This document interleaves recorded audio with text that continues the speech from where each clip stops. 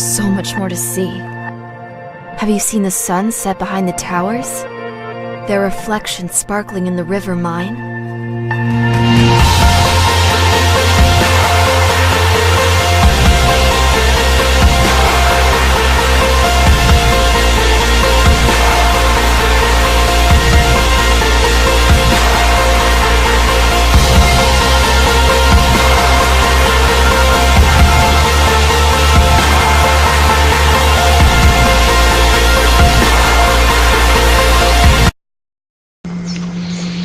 Die Reichsgründung. In den 60er Jahren des 19. Jahrhunderts fiel die Entscheidung für den Vorrang der Einheit vor der Freiheit auch in Deutschland. Das war das Ergebnis jener Revolution von oben, mit der der preußische Ministerpräsident Otto von Bismarck die deutsche Frage auf seine Weise löste. Die innenpolitische Machtfrage entschied er durch den preußischen Verfassungskonflikt der Jahre 1862 bis 1866 zugunsten der Exekutive und gegen das Parlament. Die außenpolitische Machtfrage wurde durch den Krieg von 1866 in kleinen deutschen Sinn, also unter Ausschluss Österreich, und im Deutsch-Französischen Krieg von 1870 und 71 gegen die Macht verantwortet. Die wir sehen ein Veto gegen die Errichtung eines deutschen Nationalstaats eingelegt hatte. Das Frankreich Napoleons, ein Ziel der Revolution von 1848, war damit erreicht, das der Einheit. Die Forderung nach Freiheit aber, sofern man darunter von allen eine dem Parlament verantwortliche Regierung verstand, blieb unerfüllt. Die Freiheitsfrage hätte Bismarck selbst dann nicht im Sinne der Liberalen lösen können, wenn das seine Absicht gewesen wäre. Eine Parlamentarisierung widersprach nicht nur elementar den Interessen der Trägerschichten des alten Preußen, seiner Dynastie, seines Heeres, seiner Rittergutsbesitzer, seines hohen Beamtentus. Sie widersprach auch den Interessen der anderen deutschen Städten, ob in Bayern, Sachsen, Württemberg. Entstand in Gestalt des Bundesrates ein wesentlicher Anteil an der Exekutivgewalt im Deutschen Reich zu. Und diese Macht wollten sie nicht zugunsten des Reichstags aufgeben. Der Reichstag wurde aufgrund des allgemeinen und gleichen Wahlrechts für Männer gewählt, die das 25. Lebensjahr vollendet hatten.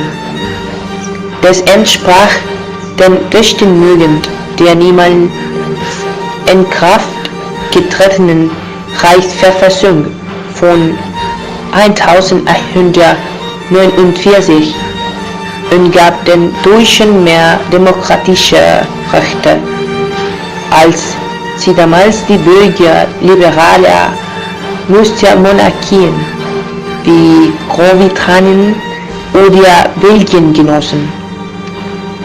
Man kann infolgedessen von einer Teildemokratisierung Deutschlands im 19. Jahrhundert oder bezogen auf die Gesamtdauer des Kaiserreiches von einer ungleichzeitigen Demokratisierung sprechen.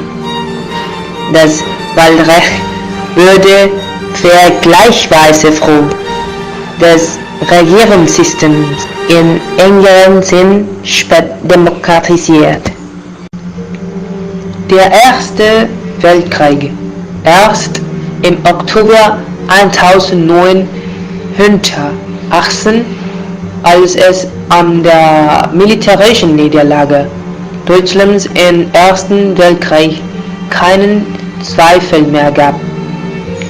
Erfüllte die entscheidende Verfassungsänderung, die den Reichskanzler vom Vertrauen des Reichstags abhängig machte. Die Parlamentarisierung sollte die sehr reichen westlichen Demokratien anmelden, Friedlichkeit machen und eine Revolution von unten zuvorkommen. Beide Ziele würden nicht erreicht, aber der Gegner der Demokratie war es fortan ein leichtes, des parlamentarischen Systems als westlich und undeutsch zu denunzieren. Die Revolution von unten brach im November 1918 aus, weil die Oktoberreform ein Stück Papier blieb. Das Militär war zu großen Teilen nicht bereit, sich der politischen Türen, der die parlamentarisch verantwortliche Reichsleitung zu unterstellen.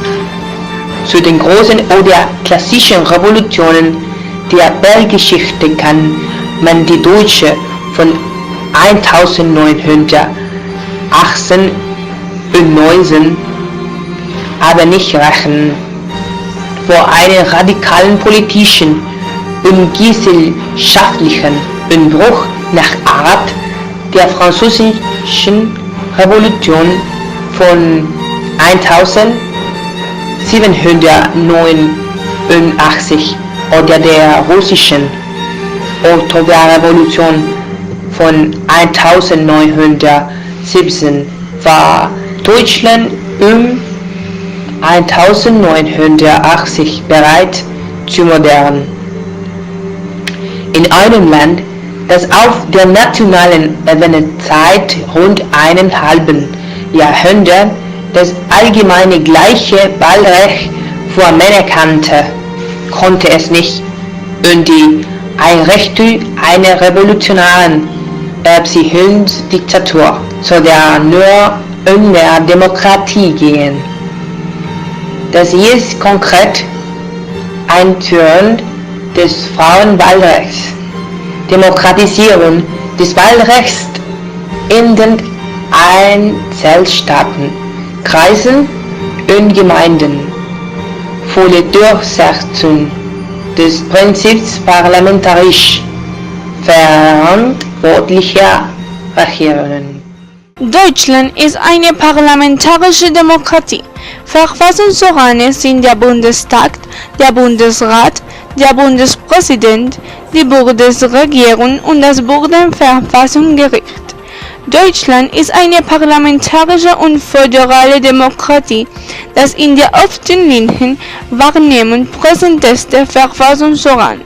Der Deutsche Bundestag wird von der wahlberechtigten Bürgerinnen und Bürgern alle 4 Jahre direkt gewählt. Die wichtigsten Aufgaben des Bundestages sind die Gesetzgebung und die Kontrolle der Regierungsarbeit. Für die Dauer der Legislaturperiode wählt der Bundestag in geheimer Wahl den Bundeskanzler. Er hat innerhalb der Bundesregierung die Richtlinienkompetenz. Das heißt, er legt verbindlich die Grundzüge der Politik fest. Der Bundeskanzler bestimmt die Bundesminister und aus deren Reihe einen Vizekanzler. Faktisch entscheiden jedoch die an der Regierung beteiligten Parteien. welche Personen, die eine in Koalition Verhandlungen zugesprochen Ressort besetzen. Sobald eine Koalition kann auf der Kanzler vor Ablauf der 4-jährigen Wahlperiode stürzen, denn der Bundesstaat hat das Recht, der Regierungschef jederzeit abzuwählen. Allerdings muss das Parlament in diesem Fall gleichzeitig durch ein sogenanntes konstruktiv Misstrauensvotum einen Nachfolger bestimmen. Eine Zeit ohne gewählte Regierung im Amt kann es also nicht geben. Koalitionsregierungen sind in Deutschland die Regel. Entscheidend für den Charakter des Parlaments in das System personalisiert Verhältniswahl. Auf kleinere Parteien sind dadurch im Bundestag proportional zu ihren Wahlergebnissen vertreten. Bis auf eine Ausnahme wurde die Bundesregierung deshalb jeweils durch Bündnisse mehrere bei der Wahl konkurrierende Partei gebildet. Seit der ersten Bundestagswahl 1949 gab es 23 Koalitionsregierungen, damit eine Separierung im Parlament verhindert und eine Regierungsbildung vereinfacht wird, müssen Parteien mindestens 5% der abgegebenen Wahlsitze oder 3 Direktmandate auf sich vereinen, um im Bundestag vertreten zu sein, 5% Gründe. Der föderale Charakter Deutschlands zeigt sich durch die große Eigenständigkeit der 6 Länder, insbesondere in Angelegenheiten der Polizei, des katastrophischen Schutzes, der Justiz, der Bildung und der Kultur. Die Städte Berlin, Hamburg und Bremen sind aus historischen Gründen auch gleichzeitig Bundesländer. Einzigartig ist die enge Verzahnung zwischen den Ländern und dem Zentralstaat, woraus sich für die Landesregierungen vielfältige Möglichkeiten der bundespolitischen Mitwirkung ergeben. Das geschieht vor allem über den Bundesrat der zweiten Kammer, die sich aus Mitgliedern der Landesregierungen zusammensetzt, ebenfalls mit Sitz in Berlin. Bevölkerungsreiche Länder sind im Bundesrat stärker repräsentiert als kleine Länder. Auch Parteien, die auf Bundesebene die Opposition stellen oder gar nicht im Bundestag vertreten sind, können über die Beteiligung an Landesregierungen Einfluss auf die Bundespolitik ausüben. Der zahlreiche Bundesgesetze und Verordnungen bedürfen der Zustimmung durch den Bundesrat. Erstmals stellt seit 2011 und 2014 die beiden kleinsten im Bundestag vertretenen Parteien Bündnis 90, die Grünen und die Linken, in jeweils einem Land Baden, Württemberg und Thüringen den Ministerpräsident. Da es keinen einheitlichen Wahltermin für die Landtage gibt und die Legislaturperioden variieren, kann es parallel zur Legislaturperiode im Bundestag zu mehrfach wechselnden Kräfteverhältnissen im Bundesrat kommen. In der derzeitigen Konstellation der Länderkammer hat die Bundesregierung keine sichere Mehrheit im Bundesrat. Klar, aber resenbare Blöcke mit einheitlichen Abstimmungsverhalten gibt es doch nicht mehr, da in 16 Ländern eine solche Vielfalt an Konstellationen besteht, wie dies seit Bestehen der Bundesrepublik nicht der Fall war. Nur in Bayern, mit der CSU eine Partei ohne Koalitionspartner regieren. Ansonsten gibt es neben Landesregierungen aus CDU und SPD aus Verbindungen zwischen SPD und Bündnis 90 Die Grünen aus CDU und Bündnis 90 Die Grünen aus SPD und Die Linken und eine Koalition aus Die Linken, SPD und Bündnis 90 Die Grünen. Deutschland stark. Deutschland zählt zu den großen Volkswirtschaften der Welt zu wichtigen Industrienationen. Das Land konnte die Finanz- und Wirtschaftskrise von 2008 offenbar besser verkraften als andere Länder. Dies war ein Verpflicht von allen Industrie, weil sie den weltweiten Einbruch so gut überstanden. Haben weiterhin erfolgreiche Produkte und Serviceangebote weltweit anbietet. Das berichtete Wirtschaftsmagazin The Economist zum Beispiel spricht Anerkennung von Germanys neue Wirtschaftswunder. Erklärt, wie die Stärke der deutschen Volkswirtschaft damit, dass nicht allein die großen Konzerne der treiben und waschen, sondern vor allem auch die hoch spezialisierten kleinen und mittleren Unternehmen. Der deutsche Mittelstand, der stark in den Regionen verankert ist. Der Mittelstand, den das Heer Deutschland Wirtschaft anbietet, ist schon jetzt auch international. Fachkräften interessante Arbeitsplätze. 99% aller Firmen in Deutschland haben einen Jahresumsatz von maximal Euro und beschäftigen höchstens 5.000 Beschäftigte. Sie zahlen deshalb nach deutscher Definition zum Mittelstand rund 95% dieser Unternehmen sind Familienbetriebe. Sie werden von persönlich haftenden Unternehmerinnen und Unternehmern geführt.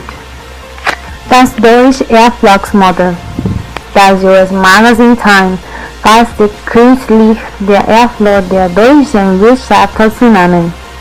Viele Firmen in Deutschland hatten sich auf die und 6 Seiten Industrial Spektrum spezialisiert. Keine Smartphones oder iPhones, sondern Maschinen, zu viel Verteile und schwere Ausrichtungen.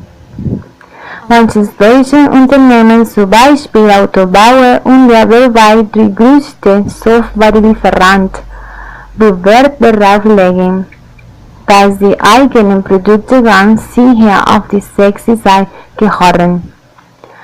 Aber in Kernpass die Analyse wonach hochspezialisierte Industriefirmen nicht hochspezialisierten Gütern Deutschlands Wachstumsmotor sind. Unbekannter Weltmarktführer. Heutzutage entstehen viele Innovationen im Fachsteam, in den Unternehmen oder in Netzwerken mit anderen Unternehmen, Forschungseinrichtungen oder Universitäten. Auch hier zahlt die Deutschland besondere Mischung und großen und kleineren Unternehmen aus, den beiden wird besorgt entwickelt. Neuheiten kommen häufig von den genannten Hidden Champions. Hat sind meist weithin unbekannte Mittelständler, die auf ihren Spezialmarkten aber zu den 3 starken Unternehmen der Welt gehören. Das Bildungssystem in Deutschland ist 5-stufig. Die 5 Stufen sind die Primarstufe, die Sekundarstufe 1 und Sekundarstufe 2, der tertiäre und der quartäre Bereich, zu dem vorwiegend die Weiterbildungsangebote gehören, beispielsweise berufliche Anbieter oder der Volkshochschule. Insofern begleitet das Bildungssystem den Menschen lebenslang. Dem Bildungssystem wird Bücher, der Vorschulbereich, nicht zugerechnet. wenn auch einige Ländergesetze dies bereits geändert haben. Nach dem Kindergarten, der Vorschulzeit, beginnt der Bildungsweg mit der obligatorischen Grundschule. Der Primarbereich umfasst in Deutschland die Grundschule. In den meisten Bundesländern besuchen sie die Kinder ab dem 6. Lebensjahr. Wenn ein Kind vor dem 30. Juni das 7. Lebensjahr begonnen hat und nicht zurückgestellt wird. In der Regel umfasst die Grundschule 4 Schuljahre, in Berlin und Brandenburg 6. Auch hier gibt es einige Gymnasien mit 5.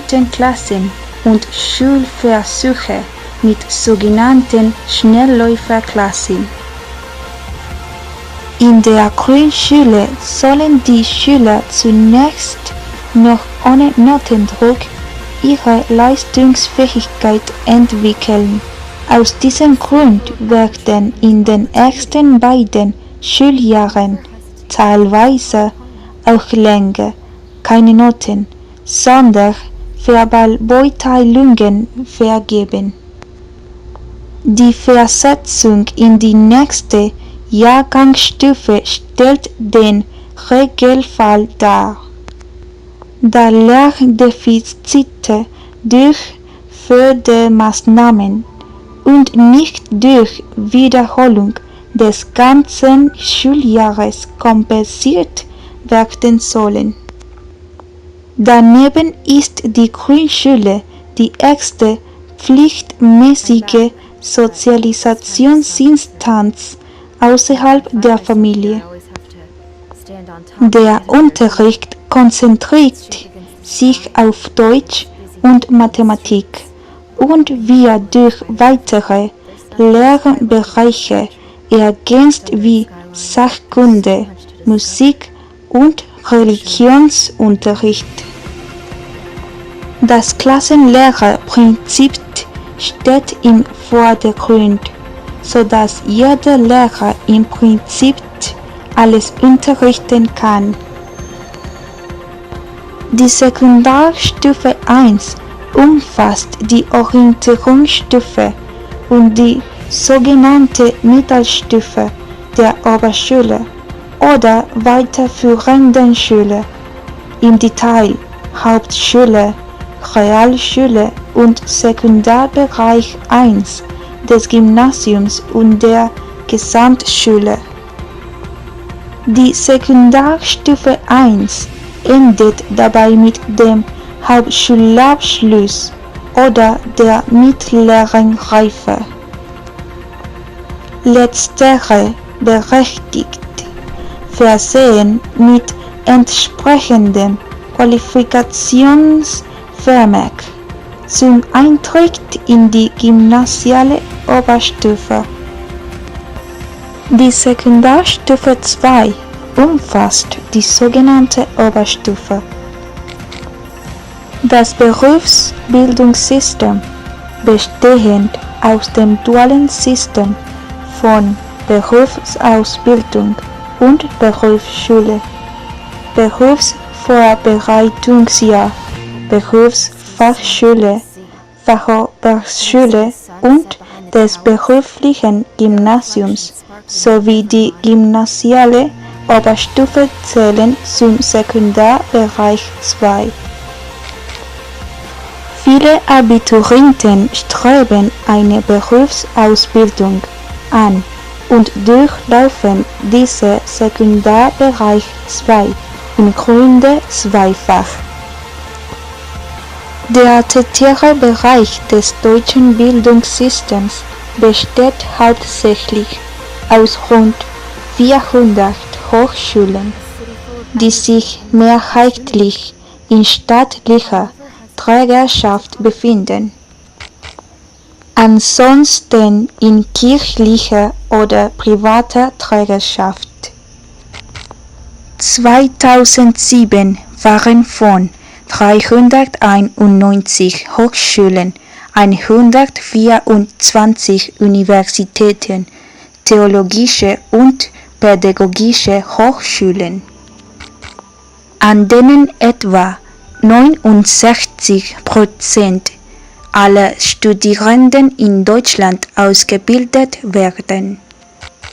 Weitere 215 der Hochschulen sind Fachhochschulen, an denen etwa 29% ausgebildet werden. Weitere 52 Hochschulen sind Kunsthochschulen, an denen etwa 2% ausgebildet werden. Das Hochschulwesen liegt im Verantwortungsbereich der Länder. Das Hochschulrahmengesetz des Bundes sollte 2008 auslaufen. Die wesentliche Aufgabe der Hochschulen besteht in der Forschung, dem Schaffen von neuem Wissen, der Lehre, der Vermittlung von Wissen und Kompetenzen im Studium und der Weiterbildung sowie dem Verleihen akademischer Grade. Hierzu sind die Hochschulen in verschiedene Fakultäten oder Fachbereiche differenziert, die verwandte Wissenschaften in sich vereinigen. Hinzu kommen zahlreiche Verwaltungs- und Serviceeinrichtungen an jeder einzelnen Hochschule. Zum tertiären Bereich zählen in Deutschland außerdem Berufsakademien und Fachschulen oder Fachakademien, die außerhalb des Hochschulbereichs liegen. Bei den Berufsakademien findet die Hälfte der Studienzeit in Unternehmen statt. An der Fachschule können spezielle Fortbildungen, die etwa zum Techniker oder Meister führen, besucht werden. Der quartäre Bildungsbereich umfasst alle Formen der Weiterbildung, welche vom Deutschen Bildungsrat definiert wurde als Fortsetzung oder Wiederaufnahme organisierten Lernens nach Abschluss einer unterschiedlich ausgedehnten ersten Bildungsphase. In Deutschland wird er als eigene Stufe betrachtet, während die OECD in dem tertiären Bereich zurechnet. Der einteilsmäßig bedeutendste Teil der Weiterbildung ist das informelle Lernen, welches jedoch schwer zu fassen ist. Ihm gegenüber steht die formale Weiterbildung, welche sich in berufliche, allgemeine und politische Weiterbildung untergliedert. Im Bereich der beruflichen Weiterbildung ist oft auch von lebenslangem Lernen die Rede. Die üblichen Orte des Weiterbildungssektors sind die Bibliotheken, Volkshochschulen, Bildungszentren der Kirchen, Gewerkschaften und Kammern. Private und betriebliche Bildungseinrichtungen, Hochschulen und Abendgymnasien. Ein neuer Trend ist das E-Learning, welches besonders im Bereich der Weiterbildung immer populärer wird. Generell gewinnt die Weiterbildung in jüngster Zeit stark an Bedeutung, da mit dem heutigen gesellschaftlichen Wandelschritt halten zu können, ein ständiges Fortbilden notwendig ist. Neben dem System aus Regelschulen in öffentlicher, staatlicher, kommunaler oder gemeinsamer staatlicher gemeinsame kommunale Trägerschaft gibt es ein System aus weiteren Schulen und Bildungseinrichtungen, die teils in öffentliche und teils in private, freie Trägerschaft geführt werden.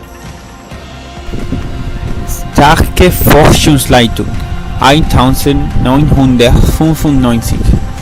Ein Team um der Elektroniker und Mathematiker Karl-Heinz Brandenburg entwickelt am Fraunhofer Institut in Erlangen das MP3-Verfahren zur Audiodatenkompression, das heute weltweit Standard ist.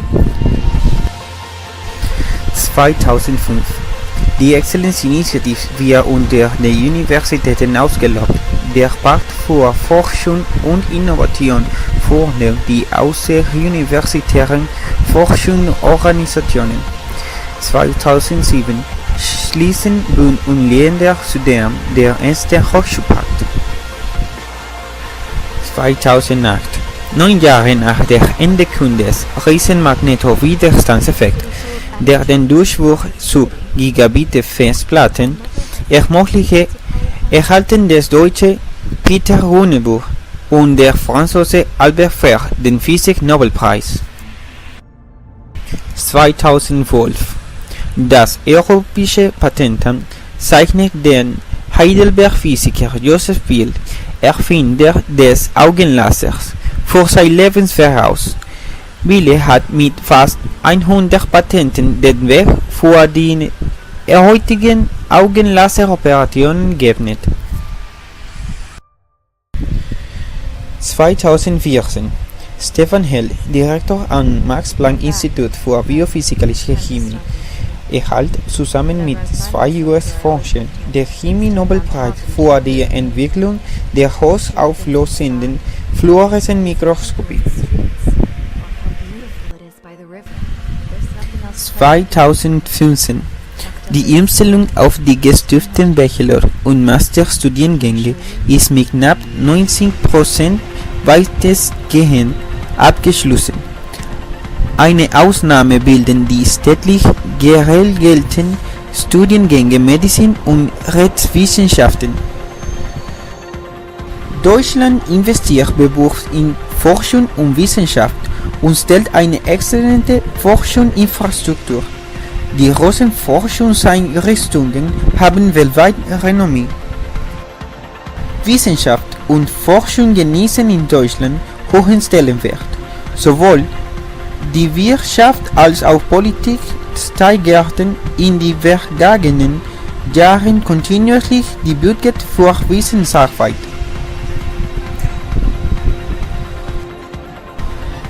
Die Ergebnisse deutscher Wissenschaftler lassen sich sehen. Im Ende 2014 veröffentlichte Nature in der Global, der die Publikationsleitung von Forschungseinrichtungen und Hochschulen aufwertet, erreicht Deutschland die beste Wertung in Europa. Im weltweiten Vergleich kommt es auf Platz 3 nach den USA und China. Umwelt und Klima. Vorreiter in der Klimapolitik. Deutschland ist international ein Vorreiter beim Klimaschutz und ein Pionier beim Ausbau der erneuerbaren Energien. Der Ausstieg aus der Atomkraft hat bereits begonnen. Das 21. Jahrhundert gilt als Jahrhundert der Umwelt. Umwelt- und Klimaschutz genießen in Deutschland seit langem einen hohen Stellenwert. Deutschland ist international ein Vorreiter beim Klimaschutz und Pionier beim Ausbau der erneuerbaren Energien. 1976. Das deutsche Forschungsministerium beschließt den Bau einer 100 Meter höheren Großwindlange-Provinz in Norddeutschland. Doch das erste Experiment mit der Windenergie scheitert. 1988 wird Gorwien abgerissen. 1980. Im Kaiser Wilhelmkirch an der schleswig-holsteinischen Westküste geht der erste deutsche Windpark in Betrieb. 32 Windkraftanlagen verwandeln fortan Nordseen in elektrischen Strom. 1991. Das Stromeinspeisungsgesetz regelt die Verpflichtung der Stromunternehmen, elektrische Energie aus regenerativen Umwandlungsprozessen abnehmen und zu festgelegten Tarifen vergüten zu müssen. 2000. Das Erneuerbare Energiengesetz EEG tritt in Kraft. Darin wird unter anderem der Vorrang für Strom aus erneuerbaren Energien bei Einspeisung und Netzanschluss gesetzlich verankert. Das EEG wird zum Meilenstein. 2011. Nach dem Reaktorunfall von Fukushima verabschiedet das Kabinett energiepolitische Eckpunkte, um bis zum Jahre 2022 schrittweise aus der Kernenergie auszusteigen und eine umweltfreundliche Versorgung zu sichern. 2014. Mit der Reform des Erneuerbaren Energiengesetzes rücken die Kosteneffizienz und die Planbarkeit bei Ausbau erneuerbarer Energien in den Mittelpunkt. Bis 2025 soll der Ökostromanteil auf 40 bis 45% steigen. 2016. Im Jahr 2016 wurde insgesamt 386 Terawattstunden, entspricht 1 Milliarde Kilowattstunden, aus erneuerbaren Energien bereitstellt. Davon entfielen etwa 49% oder 188 GWh auf die Stromproduktion, 44% oder 166 GWh auf den Vermehrssektor und etwa 8% auf biogene Kraftstoffe im Verkehrsbereich 30 GWh.